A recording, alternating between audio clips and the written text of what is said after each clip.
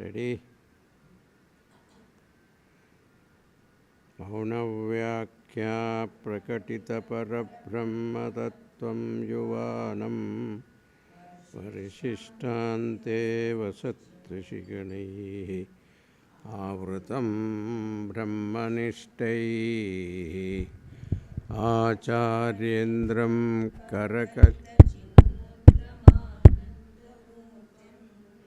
त्वात्मा रामं मुदितवदनं दक्षिणामूर्तिमीडे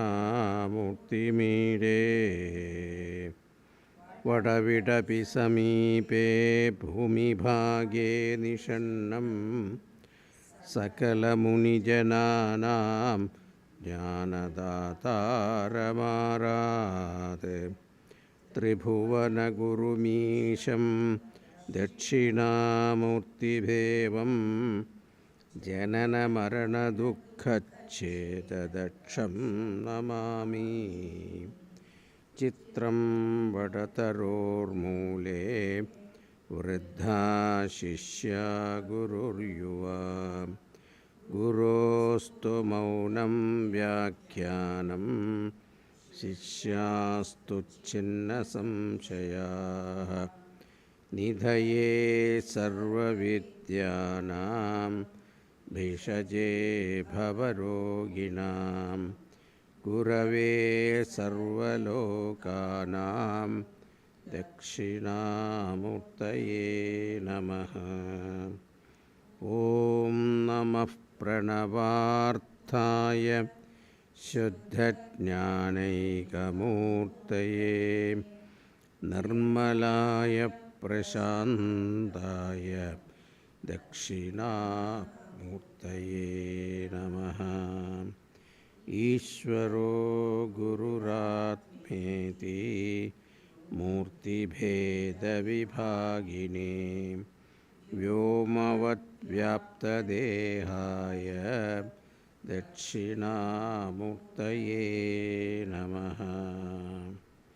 विश्वं दर्पणदृश्यमाननगरी तुल्यं निजान्तर्गतं पश्यन्नात्मनि मायया बहिरिवोर्भूतं यथा निद्रया यः साक्षात् कुरुते प्रबोधसमये स्वात्मानमेवाद्वयं तस्मै श्रीगुरुमूर्तये नमः। इदं श्रीदक्षिणामूर्तये यस्यान्तरिवाङ्गुरो जगदिदं प्राङ्निर्विकल्पं पुनः मायाकल्पितदेशकालकलनां वैचित्र्यचित्रीकृतं मायावीव विजृम्भयत्यभिमः योगीव यस्वेच्छया तस्मै श्रीगुरुमूर्तये नमः। इदं श्रीदक्षिणामूर्तये यस्यैव स्फुरणं सदात्मकमसत्कल्पार्थकं भासते साक्षात् तत्त्वमसीति वेदवचसा यो बोधयत्याश्रितान् यत्साक्षात्करणात् भवेन्न पुनरावृत्तिर्भवम्भोनिधो तस्मै श्रीगुरुमूर्तये नमः। इदं श्रीदक्षिणामूर्तये नानाचित्रगडोदरस्थितमहा दीपप्रभाभास्वरं ज्ञानं यस्य तु चक्षुरादिकरणद्वारा बहिस्पन्दते जानामीति तमेव भान्तम् अनुभात्येतत् समस्तं जगत् तस्मै श्रीगुरुमूर्तये नमः। इदं श्रीदक्षिणामूर्तये देहं प्राणमपीन्द्रियाण्यपि चलां बुद्धिं च शून्यं विदुः स्त्रीबालान्धजडोपमास्त्वहमिति भ्रान्ताभृशं वादिनः मायाशक्तिविलासकल्पितमः व्यामोहसंहारिणे तस्मै श्रीगुरुमूर्तये नमः इदं श्रीदक्षिणामूर्तये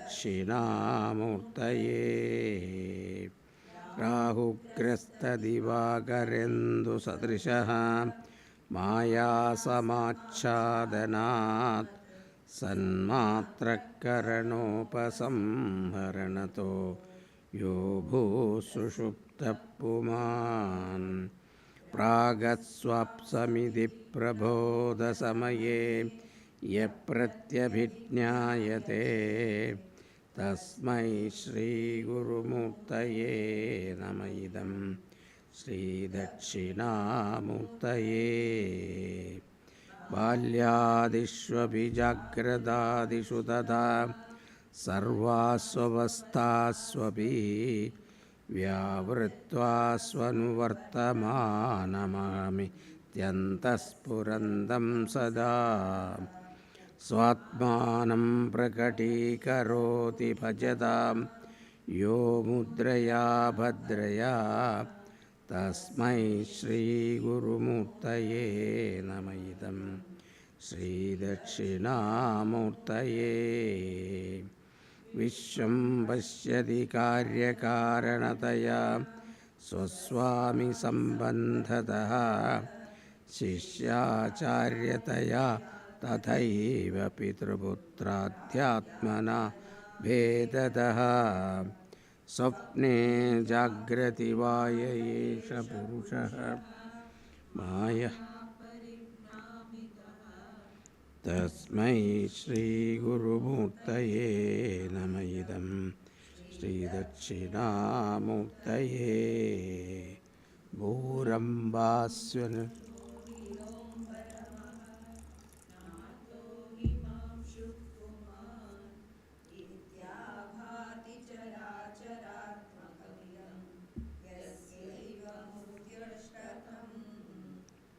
नान्यत्किञ्चन विद्यते विमृशतां यस्मात् परस्मात् विभो तस्मै श्रीगुरुमूर्तये नमः इदं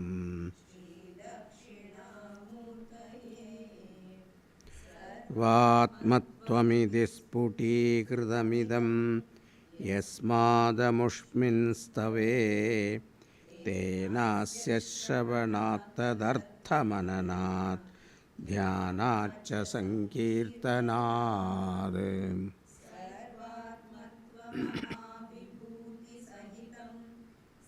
अधीश्वरत्वं स्वतः सिद्धेत्तत्पुनरष्टधा परिणतं च ऐश्वर्यमव्याहतम् ऐश्वर्यमव्याहतम्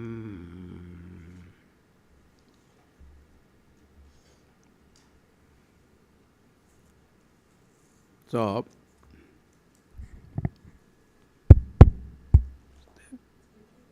don't see voice.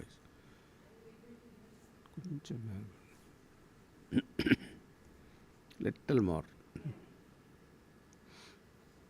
So, today we will see the summary of the third chapter. So, people who have not attended regularly, they will have a brief idea.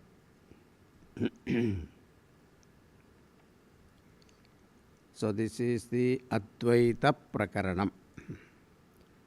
We have seen it before that in Mandukya, the seventh mantra is the crucial mantra. And in the seventh mantra also, two words are very significant. Number one is Prapanchopashamam. Number two is Advaitam. The word Prapanchopashamam was explained in the second chapter. There we saw the word prapanchopashamam mean prapancha mithyatvam. This prapancha mithyatvam alone was explained in different way, saying prapancha vaitathyam. So that's called vaitatya prakaranam. Here Gaudapada Acharya established the unreality of the prapancha, means the entire universe or cosmos. And in Mandukya language, prapancha can be presented in different ways, 4 different ways. 1. Vishwa Virat. Number 2. Taijasa Hiranyagarbha. Number 3. Pratnya Ishvara. All these 6 factors put together is called prapancha. Therefore, all these 6 factors are mithya. Number 2. The same thing can be presented in a different way also. Gross body and gross objects, subtle body and subtle objects, the causal body and causal objects. Now, what is causal objects? Object in unmanifest form. They call causal object. These 6 factors put together is called prapancha. Therefore, all the 6 factors are mithya. Number 3, prapancha is the group consisting of prathama pada, dvitiya pada and tritiya pada. So, all the first 3 padas are mithya. Pada means quarter, first quarter, second quarter, third quarter. Therefore, padatrayam is equal to prapancha, and thus they are mithya. Number 4, first 2 padas are called karyam, that which is in the form of product or effect. And the third pada is called karanam, that which is in the form of cause. And prapancha means the whole universe consisting of both karyam and karanam. Karya karanatmakaha prapanchaha. Therefore, prapancha mithyatvam means karyam and karanam. Both are mithya. So, therefore, what happened? Brahman is karya karana vilakshanam. Whichever method is comfortable for you, you can use. And this prapancha is mithya, that was elaborately handled in the 2nd chapter called Vaitatya Prakaranam. So, this is a brief summary of the 2nd chapter. Okay. Now, we are entering into the 3rd chapter, the Advaita Prakaranam. It is named thus because it is the explanation for the word Advaitam. What is Advaitam? Advaitam is the name given to the 4th pada, Turiya. Since the 3 padas are Karya and Karana, therefore the 4th pada should be Karya Karana Vilakshanam. Therefore, Gaudapada Acharya wants to point out that the word Advaitam refers to Turiyam, which is neither Karyam nor Karanam. But Karya Karana Vilakshanam Turiyam alone is Satyam. All others are Mithya. Sa Atma Sa Vitneyaha. Atma means I. Therefore, the essence of this teaching is I am that Turiyam, and the Mithya Karya Karana Prapancha is floating in me. And whatever happens, that will not affect me. I am ever free. Aham Nitya Mukta Atma. This should be very clear. That is what we should meditate upon. Aham Nitya Mukta Atma. Everything else is in me. Thus, the third chapter is establishing the Karya Karana Vilakshanam Turiya Atma. With this background, we will go to the summary of this chapter. 48 verses, which can be broadly classified into 5 topics. So, these 48 verses deal with 5 topics. The first topic is, first 2 verses are in the form of introduction. Upodkhataha. Introduction. Second topic is Srishti Nishedhaha. The negation of the creation. Karya Prapanchaha. This portion is famous as Ajati Vada. Gaudapada Acharya is known for this Ajata Vada. Jati here means Janma, means origination, not caste here.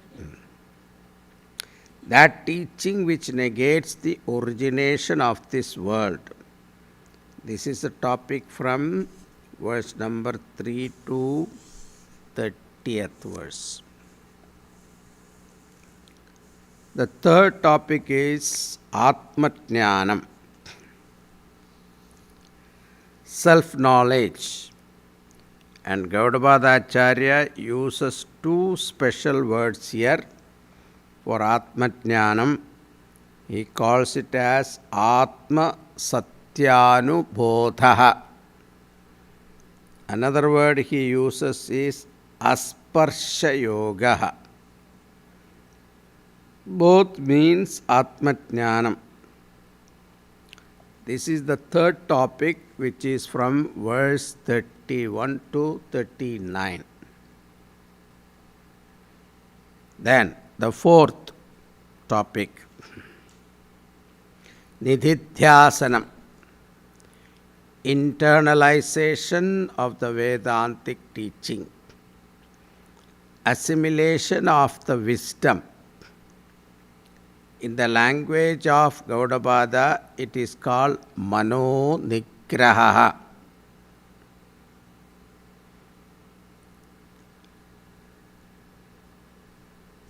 Regulation of our thoughts in keeping with the teaching.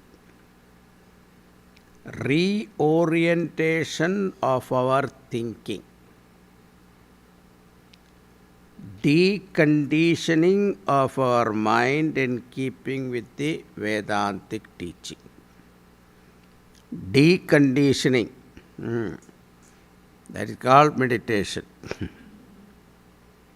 But in the form of deconditioning, we get into conditioning. This topic is from verse 40 to 47. Now the fifth topic is conclusion, Upasamhara. That is the last verse, 48.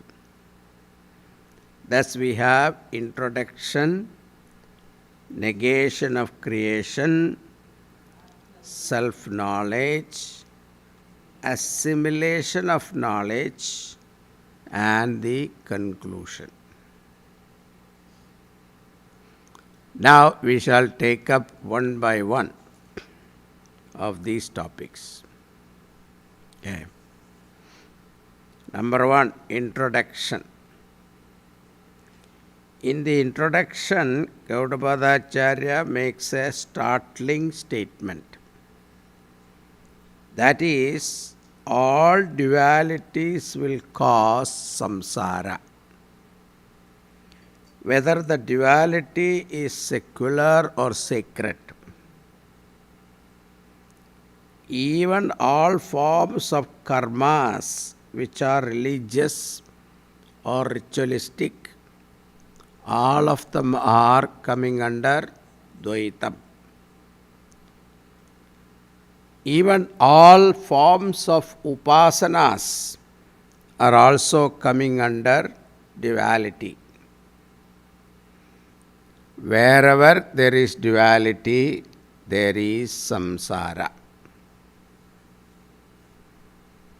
Devotee, deity, duality. All Dvaitins are called samsaris because there is time and space involved. Wherever time is there, Yamaraj is there. Kalaha is his name. Time alone responsible for birth, growth, decay, disease, death. Therefore, Advaitam alone gives moksha. Both Karyam and Karanam fall under Dvaitam only. In the Karya Prapancha alone we experience duality. It is Pratyaksham. Karanam is also Dvaitam. Because Karanam is Karyam in unmanifest form. See, Karyam, Karanam also a relative term. You know why? It is interdependent. If Karyam is not there, where is Karanam? If effect is not there, where is the question of cause? That's why this Adhyaro, what you call, not Adhyaropapadaya, Adhyaropapadhyaya, we remove that. So, Karanam also is a relative term. And it is interchangeable also. Karyam and Karanam, interchangeable. You are the Karyam with reference to your father. Now you are the Karanam with reference to your child, isn't it? So Karya Karana is interchangeable. So that is also, that shows it is mithya. It is not real.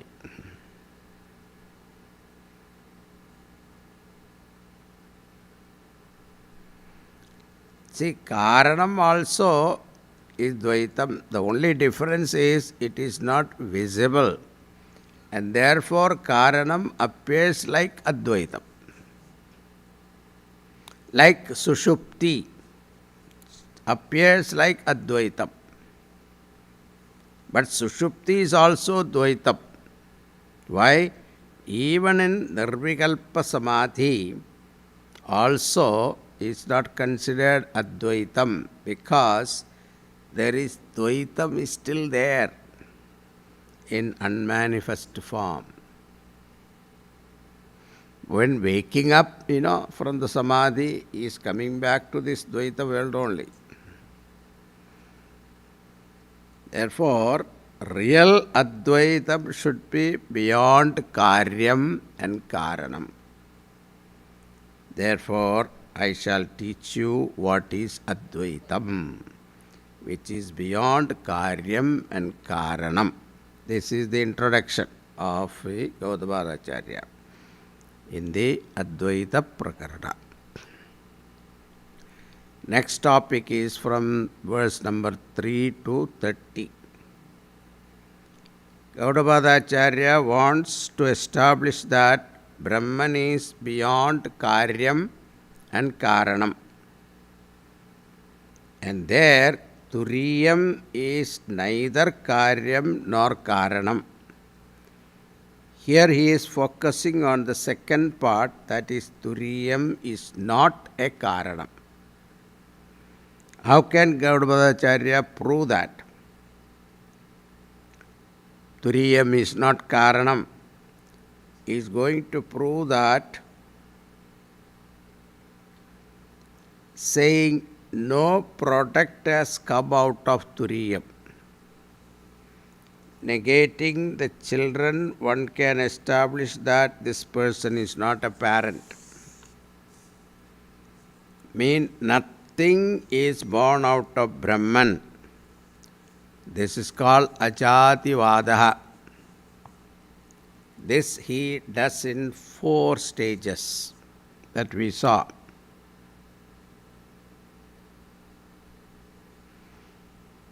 Number 1, logically he negated Jiva Srishti. Number 2, logically he negates Jagat Srishti. Number 3, scripturally he negates Jiva Srishti. Number 4, scripturally he negates Jagat Srishti. Through these 4 stages, he establishes there is no Srishti at all. And for logical negation of Jiva Srishti, he took the example of pot space. He said pot space is seemingly born, but on inquiry you will find that pot space is not born at all. Birth belongs to pot. Death belongs to pot. Plurality also belongs to pot. Everything belongs to pot. But pot space does not have birth or death, or movement or plurality. You have to look from the standpoint of the space, not from the standpoint of pot. From the space standpoint, it neither born nor died. So too, body alone is born and body alone is dying. And body alone has movements and plurality. But the consciousness within the body, which is called Jiva, that Jiva Chaitanyam does not have birth or death, nor movement or plurality. Just like space, the consciousness is never born.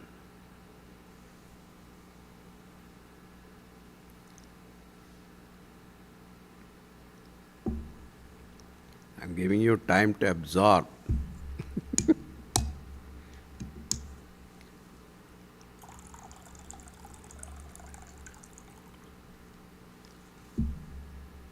Gurudev used to give us a pause, sometimes when he give lecture. He says, think. Then he give a pause.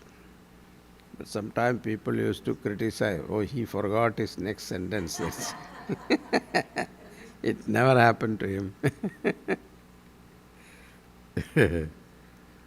I have seen him when he used to dictate letters. Sometimes he dictates some articles to write in the magazine, newspaper and all that.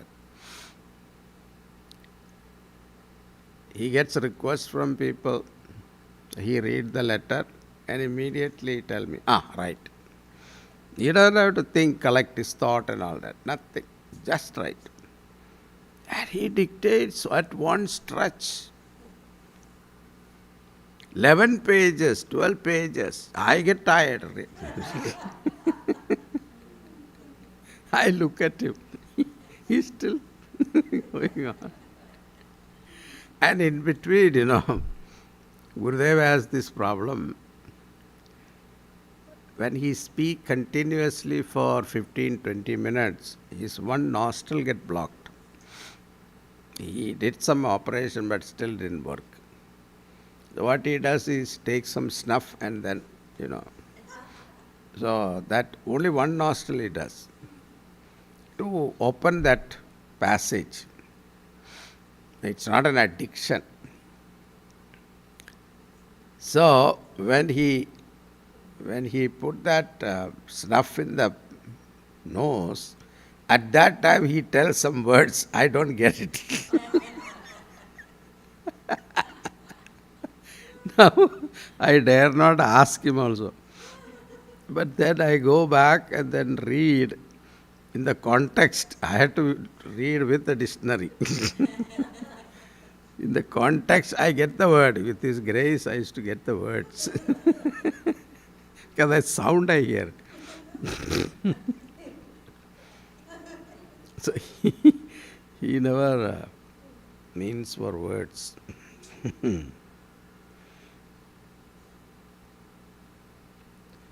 Now, similarly, so what is that? Next one is Jiva Srishti. First one is Jiva Srishti. Similarly, for logical negation of creation, he took the example of Sapna. Through dream example, he logically negated the world. In dream, it appears as though a world is created and there is time, space, objects, there are transactions. Even though these are seemingly born, in fact, there is only one mind which is full of thoughts.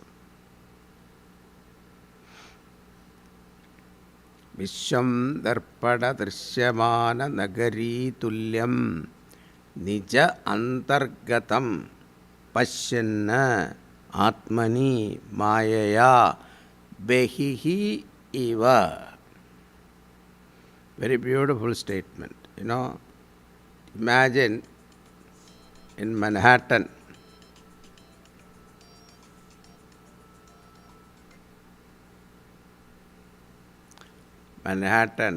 if you have a house there, in the balcony, you keep a big mirror. What happens? The whole Manhattan 42nd Street is reflected upon that mirror, isn't it? And in that reflection, what do you see? Cars are moving, people are moving.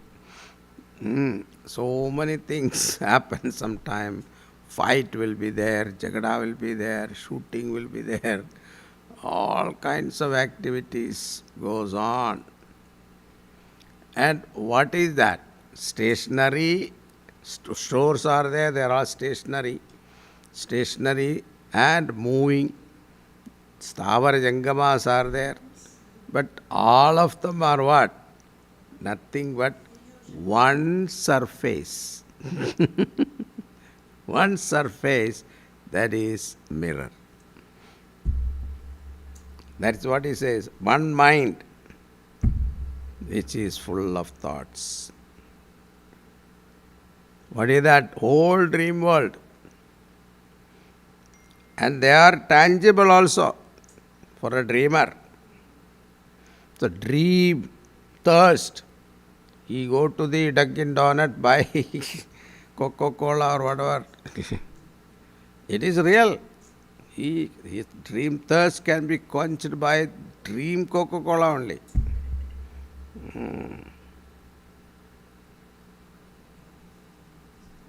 Even though the dream world is so tangible in dream, on waking up, it is really not there. Similarly, Gaudavadacharya says, from the standpoint of the waker, there is waker's time, space, object, transaction, all of them are so tangible and real in this waking world. And when you wake up to the Turiyam, the higher order of reality, and from the Turiyam standpoint, this world is unreal. So unless you wake up, you can't say it is unreal, okay? Until then, you have to say it is real. This world is real from waker's standpoint.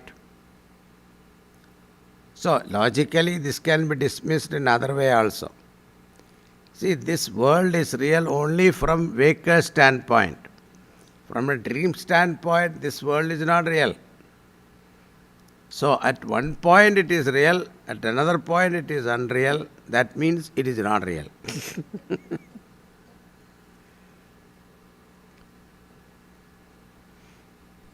Through dream example, Gaudapada Acharya logically dismiss the creation.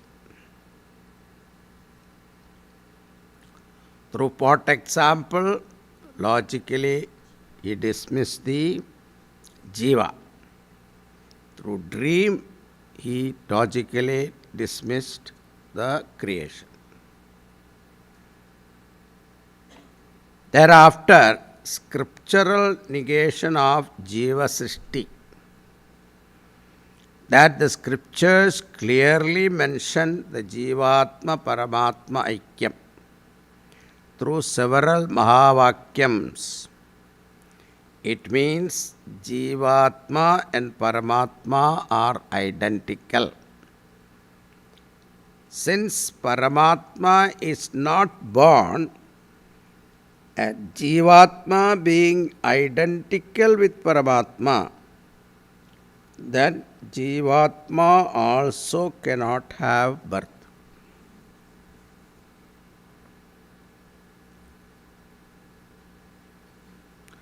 Thus the scriptures reveal the eternity of Jivatma through every Mahavakya.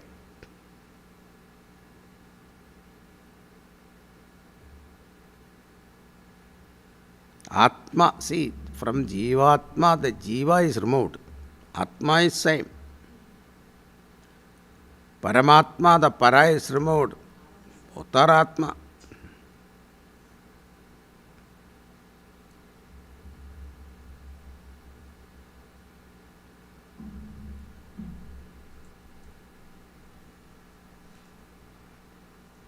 Thus the scriptures reveal the eternity of Jivatma through every Mahavakyam. So there we saw the argument. Why are you quoting conveniently the Mahavakyam? There are so many Vakyams are there which proves duality. For that our Gaudapada Acharya said, see, what is the Tatparya of the Shruti? That we have to see. See, many times creation is mentioned, but the creation itself in Shastra, it is mentioned in such a way that every Upanishad, the creation theory is different. in Prashnopanishad, it is different. In what we call Taittreya, it is Taittreya, the sequence are there. Perfect sequence is Akasha, Vayu, Agni, Rapa, Prithvi, etc. But when it comes to Chandogya Upanishad, the 6th chapter, you saw Tattvamasi Mahavakya there, it is only 3 elements are mentioned, not 5 elements. So there is a question asked, Shankaracharya also explained that the Tatparya of the Shruti is not to prove the reality of the world. See, the creation theory is given to prove. It is like a Kaka, what is that? Kaka Shakanyala. Yeah. Chandra Shakanyaya, right? Crescent moon. Yeah. Shakha Chandranaya. Nyaya. Shakha Chandranaya. So, the Shakha, The branch is used for indicating the moon. But don't take it as, don't, don't take the shakha is real. No, that is not real. So the same way, it is creation is to indicate the truth. So don't take a creation as real. That is the tatparya. So what is the tatparya of the Shruti? The Shruti tatparya is to indicate the truth. So finally, the Shruti itself negates creation. Neha nanasti kinchana, etc. Shruti negates. So that you have to see. Thus, through Mahavakyam, Gaudavadacharya scripturally negated the Jiva Srishti. Then Gaudavadacharya negated scripturally the Jagat Srishti also, by pointing out that the scriptures repeatedly negates the universe by the statement Neha nanasti kinchana. There is no plurality at all in front of you. In Kaivalya Upanishad also we saw na bhumirapo na cha vannirasti in Kaivalya Upanishad. Then if the universe is not born, how am I seeing it? The answer is, if the Swapna world is not born, how do you see it? It is an erroneous perception, mayikam. Similarly, this world is also mayikam. Swapna, the maya is what? Sleep.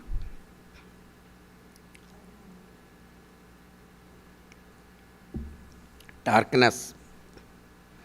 So in waking, what is the maya? Error.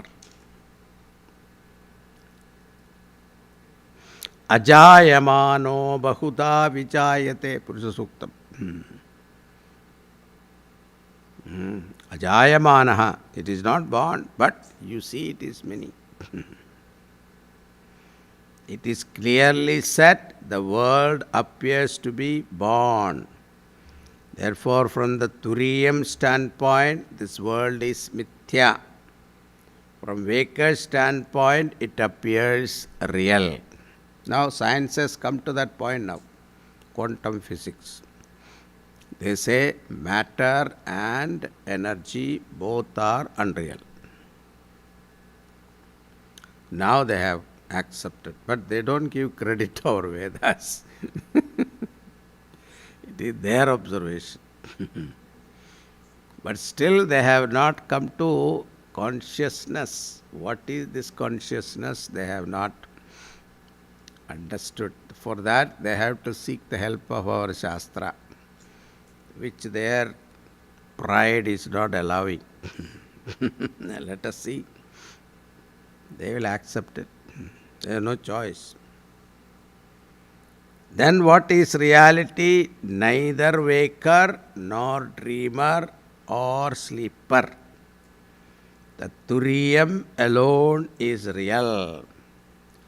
Thus, logically and scripturally, Gaudavadacharya negates both Jiva Srishti and Jagat Srishti.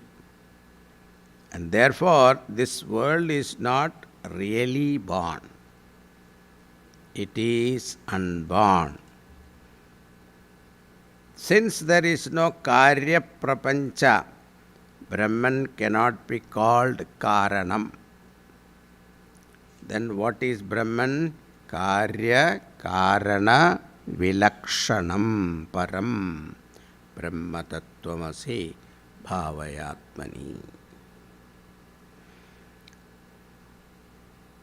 Now we go to the third topic from verse number 31 to 39. Atmatjnanam. Here, Gaudavadacharya says that the mind alone, by creating duality, is responsible for samsara. Manayeva manushyanam karanam bandha mokshayoho.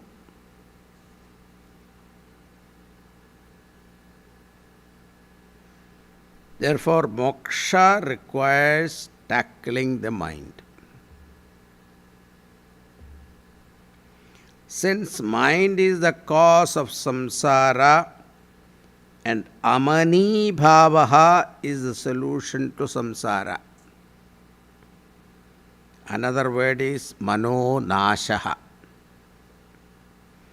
Mano nashaha means destruction of the ignorant mind, not the mind, ignorant mind, the problematic mind.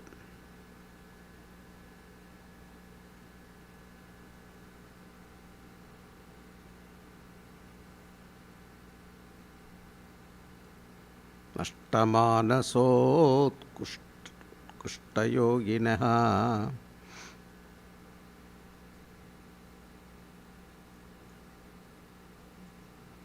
What is that next verse? Ashtamanaso. You have not come to that. In Udesara. Which verse you are doing? Huh? 8. She is going slow then. Krityamasti kim sustitim yata.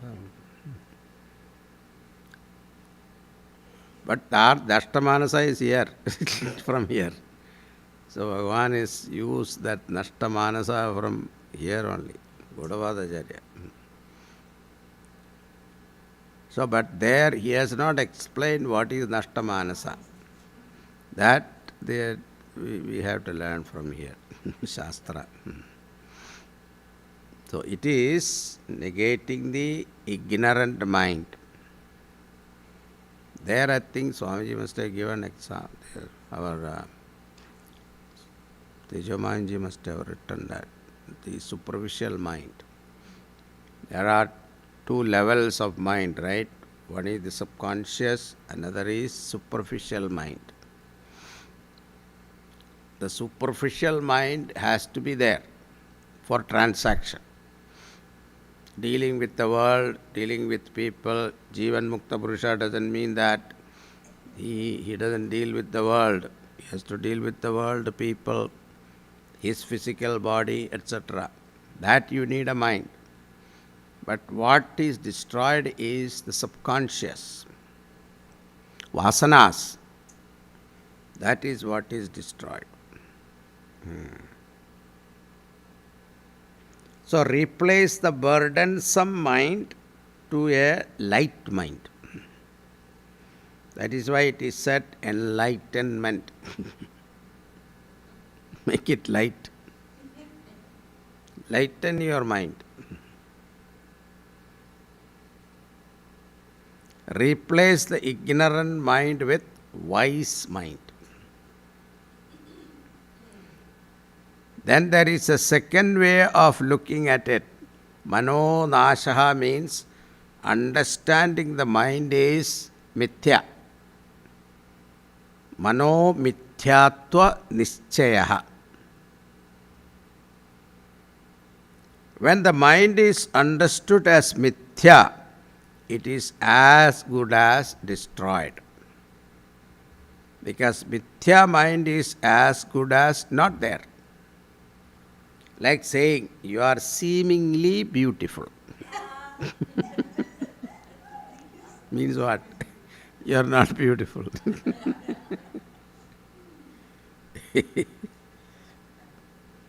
Amani bhava. Amani bhava means mano mithyatva nischaya. Amani bhava. And then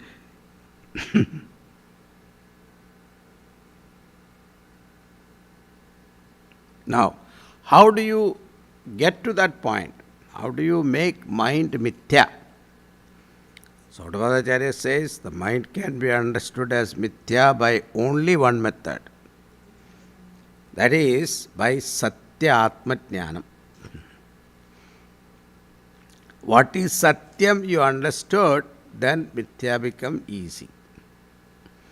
You don't go from here. See, the other way around, it's not going to work. The mind will allow you to make you feel mithya. Mind doesn't allow you. Mind will resist. What are you talking? And it will project something more deeper,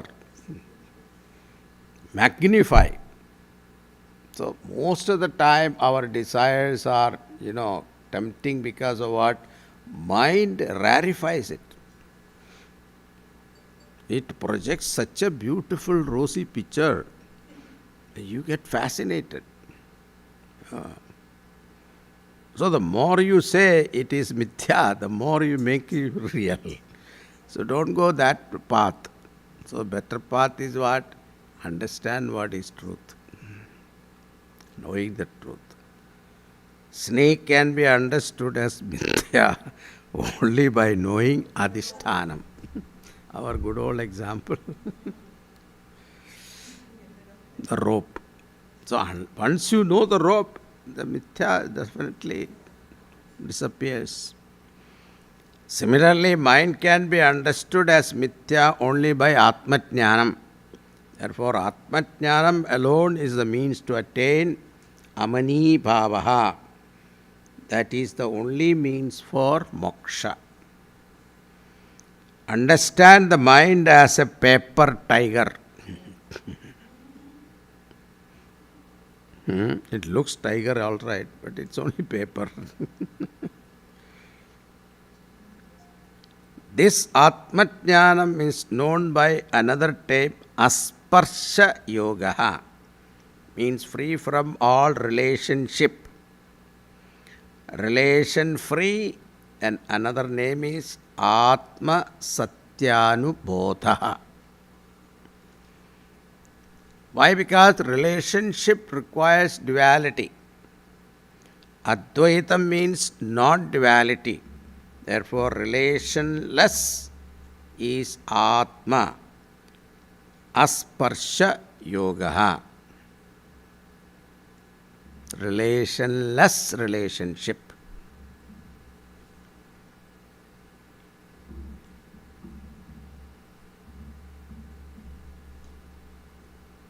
What is that 9th chapter? Bhagavan said, they are in me, I am not in them. In fact, none of them are in me. Isn't it?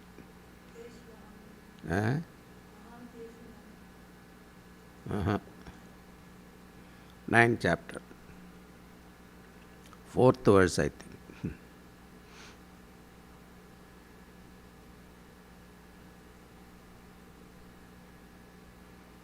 Avyaktahi gati dukkam.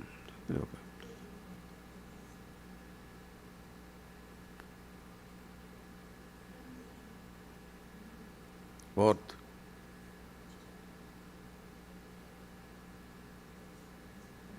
Fourth or fifth or sixth. Maya tatamidam sarvam.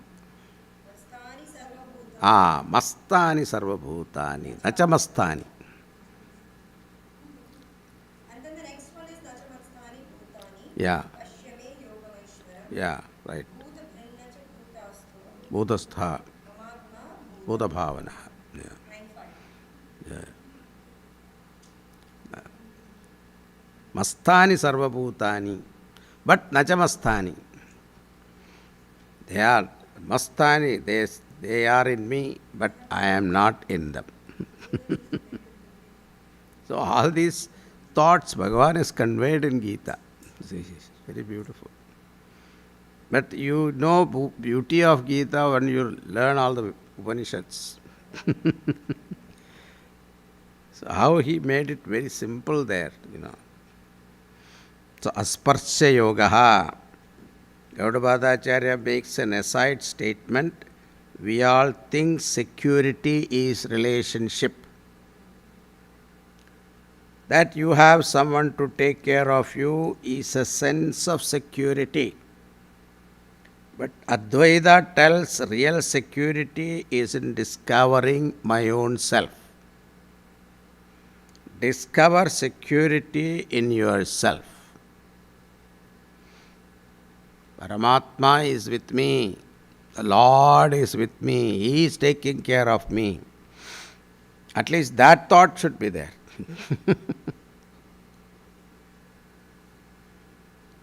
So at the right time, when there is a need, He will prompt somebody, He will inspire somebody. Otherwise, your wife may be sleeping next to you. You may have an heart attack. She won't even know. She will be in deep sleep.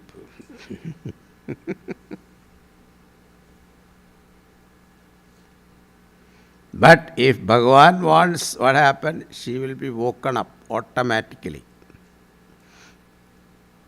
Who prompts? Bhagavan.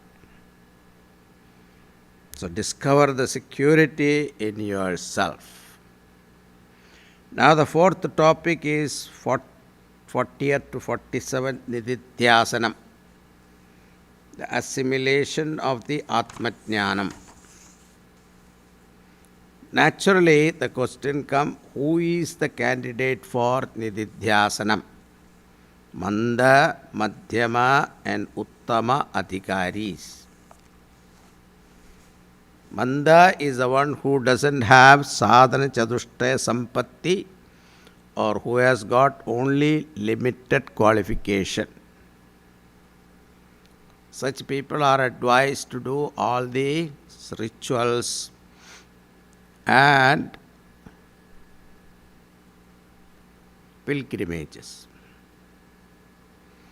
Pilgrimages are very good sadhana.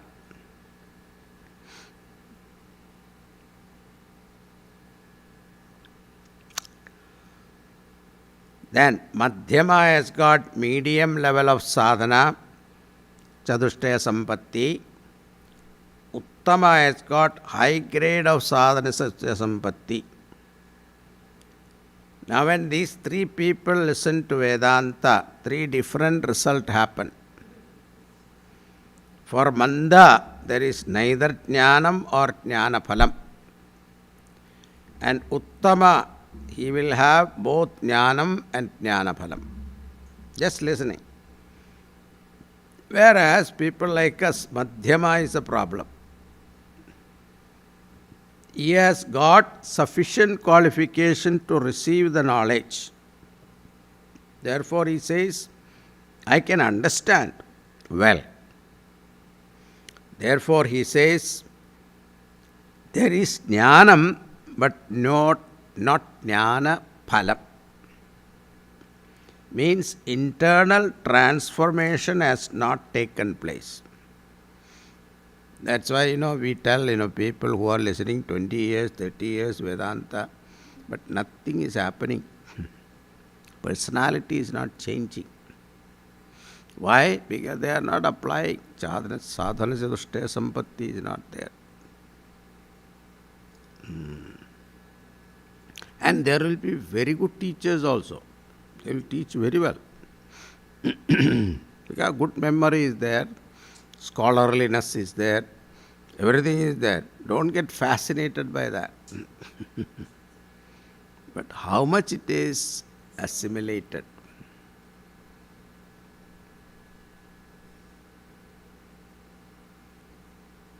That comes from every word he speaks.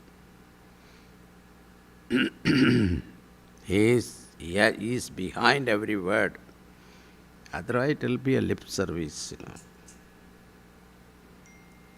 Now, Nididhyasanam is dwelling upon the teaching which can be done anyway that is comfortable for you.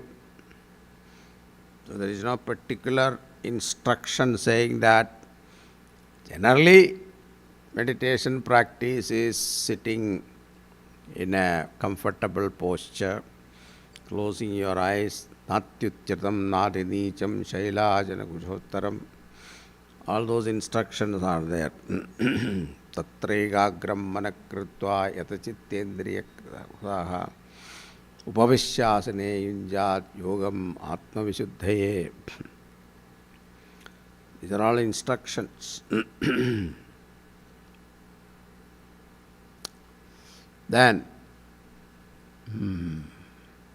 yatha tipo nivatastaha ninkate sopama smrtaha. Your mind has to be kept like a burning flame, protected from wind, how it will not flicker. That is the example Bhagavan gave. It's a very beautiful example. So mind, is like that. A small little a whiff of thought comes, it flicker. So keep the mind steady. Up to this, all meditation schools are good. But with that steady mind, how long you will keep that steady mind? Because mind doesn't like that. It will immediately put up a small thought. From your past, fourth grade teacher pinched me,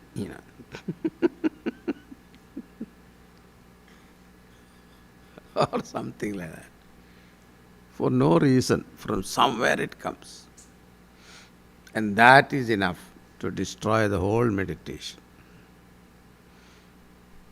So that's why we have to take up the Vedantic teaching. The scriptures say, Aham Brahmasmi. And Vedas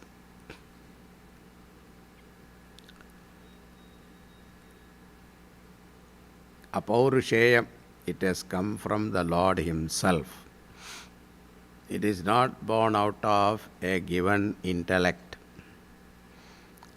So anything that is coming out of a given intellect, it will have defect, because intellect is limited. So this has come, it is revealed to the rishis. So therefore it is apaurusheyam. So since it is Vedavakyam, that is why Vedas are accepted as Ishwaravakyam.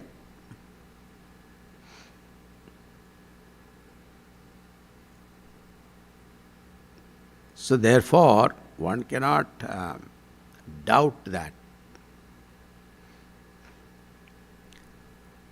So Aham Brahmasmi is the statement.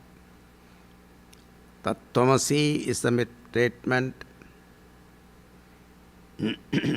Prajnanam Brahma is the statement. Ayam Atma Brahma is the statement. So therefore, it cannot go wrong. My understanding is to be corrected. This thought should be there in meditation seat. And try to logically understand the thoughts given in our Upanishads and replay those statements. Especially this Advaita portion here, the third chapter.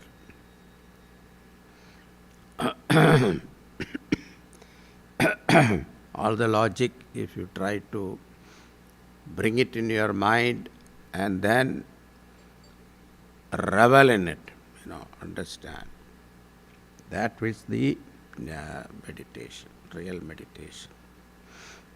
It will absorb your mind automatically.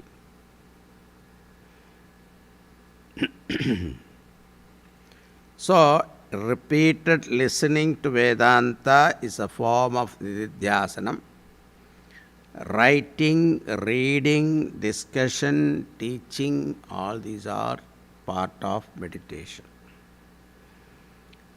But there is a formal form of nididhyasanam called samadhi abhyasa or Vedantic meditation, in which Ashtanga yoga technique is introduced, which alone Lord Krishna elaborately given in the 6th chapter of Gita. Here Gaudabhacharya briefly mentions it. I drop everything and go to a quiet place and sit in a comfortable asana and sit with a proper posture, and after quietening the mind, dwell upon the teaching of any Vedantic statement.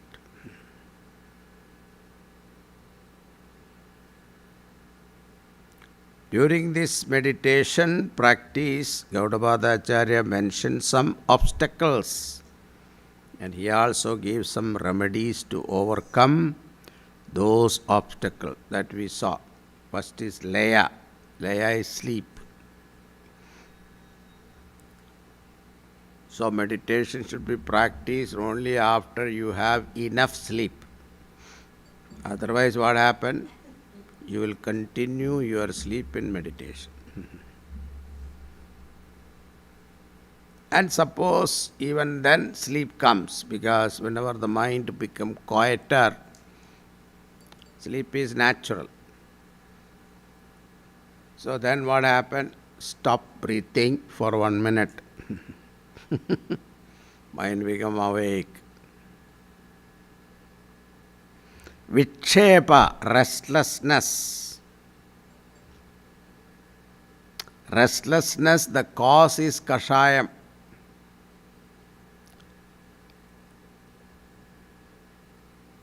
Kashaya means impurities, ragadveshas. In the subconscious mind, we have buried so many things, consciously or unconsciously, you don't even know that.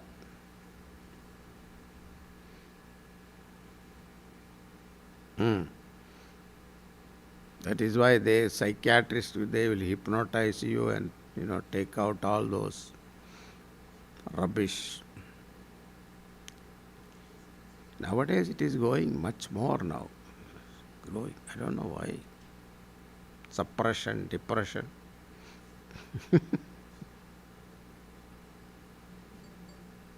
In our society, this was not a problem, because, whenever there is somebody disturbed, there is another person to talk to. If a neighbor is there, he will willingly listen to you. In fact, he will present you with a coffee and something like that. But now there is nobody to listen to. If somebody has a problem, they will say, "Can I talk to you?" No, I am little busy. Immediately you dismiss that guy. Even you cannot talk to your husband. He doesn't want to listen to. Then the only person who can listen to is Swami.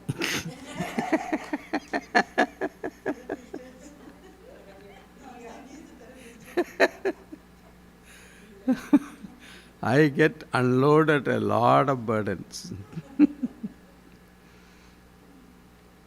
But anyway, I know all of them are mithya, so it doesn't disturb me. All the anger, frustration, everything comes. But I look at it, again, how Maya is playing the tricks. It's a joke.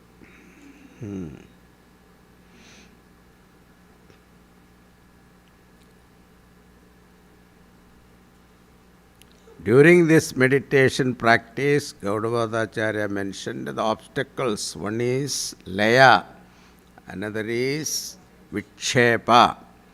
Vikshepa is distraction of mind. See, whenever I sit meditation, mind goes. That's a complaint generally people say. How to control the mind? Please don't control.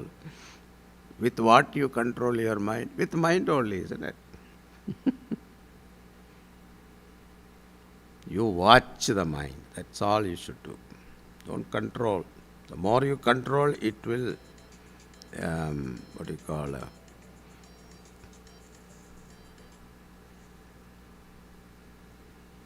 it will resist. You try to control your little child, see what happens. The more you control, more you become violent, isn't it? So leave him. letting get exhausted.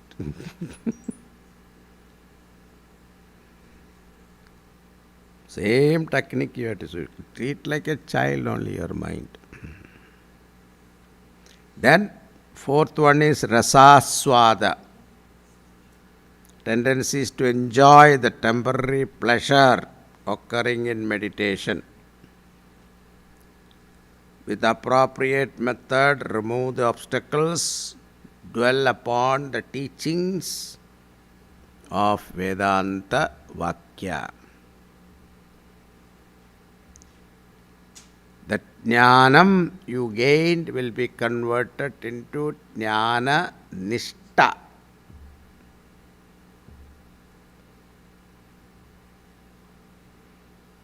Our Gurudev used to say in a Khopdi mein, he used to give an example. Generally, husband go to office. Those days, nowadays everybody is working in the house only. So there is no going. Those days, pre-pandemic time. Those days, the husband used to go to the office, and husband had a bad day. His boss gave him hard time. So generally, he calls wife, honey, I am coming. Before starting from the office, he'll call. So she knows how much time it takes, about half an hour to drive. So he likes to have a hot cup of tea and some chatpat, something like bhajia or something, hot bhajia to eat immediately. So she keep it ready, hot. That also he need Madras hot. He doesn't like cold. So she heard the way he said, honey, I am coming, she understood. Today it was not a very good day. From the tone she understood. And she realized, I will not make him get angry on me today because he will take it out on me. So he came, and the way he parked the car and banged the door and then opened the door and then threw the bag. She caught it.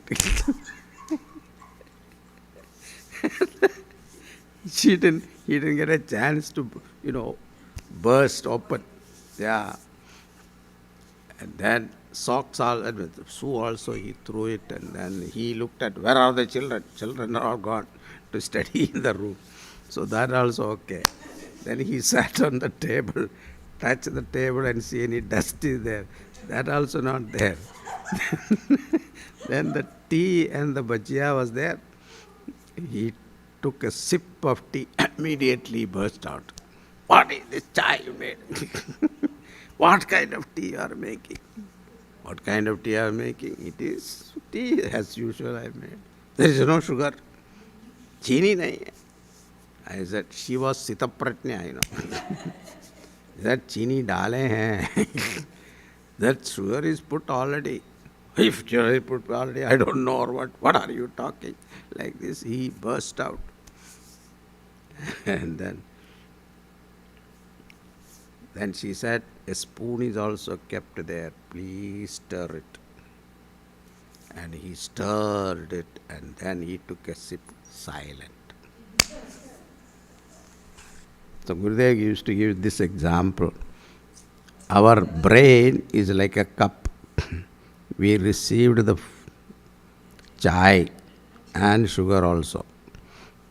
But we have not stirred it.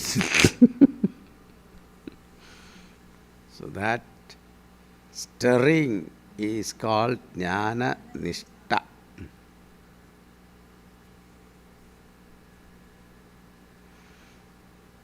So you think that all the Mahatmas in the Himalayas sitting in their cave, what are they doing? There is no newspaper, there is no CNN, there is no TV. Nowadays all changed, huh? Even in the cave they have Wi-Fi.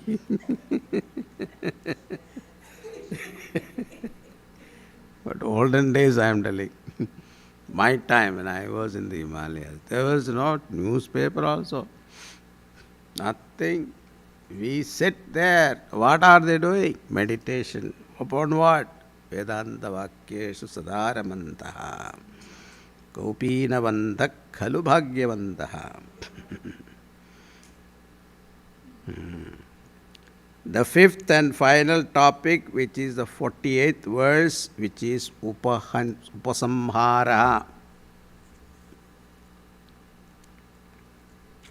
न कश्चित् जायते जीवः सम्भवोऽस्य न विद्यते एतत्तदुत्तमं सत्यं यत्र किञ्चिन्न जायते. No jiva, the egocentric separative creatures, is ever born. There does not exist any cause which can produce them as its effect. This is the highest truth where nothing is ever born.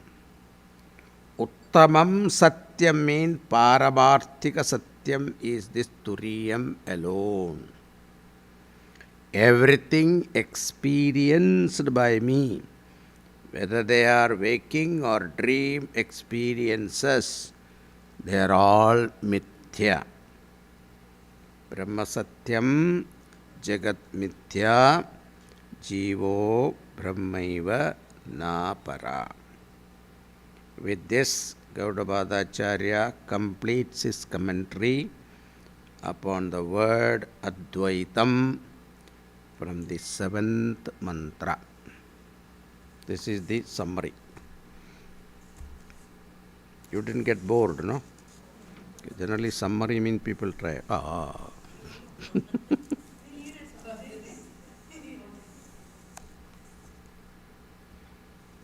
Now, the next topic is Alata Shanti.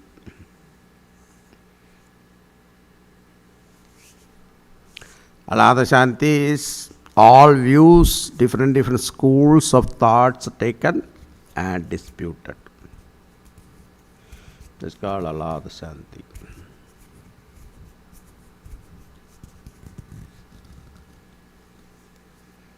Om Purnamada Purnamidam Purnat Purnamudachyate Purnasya Purnamadaya Purnameva Vasishyate. Om Shanti Shanti Shanti. Hari Om Shri Gurubhyo Namaha. Hari Om. I have any more class in this month? Thursday after your time. What day is that? Next Thursday. No, but she said she is going to take 17th and 24th. So Tuesdays, right? Ah. So I have 19th. Yes. 19th and 26th. Okay. Okay. Hmm? 2 Thursdays. Okay. So we'll start 3rd chapter. 4th chapter.